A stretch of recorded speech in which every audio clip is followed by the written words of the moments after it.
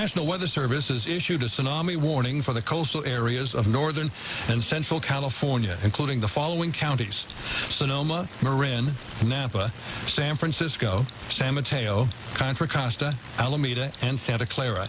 This is a result of an 8.9 earthquake near Honshu, Japan, that struck at 2:46 local time in the afternoon in Japan. If a tsunami wave is generated, it is expected to arrive in San Francisco at the mouth of San Francisco Bay at 8:08 a.m. this morning.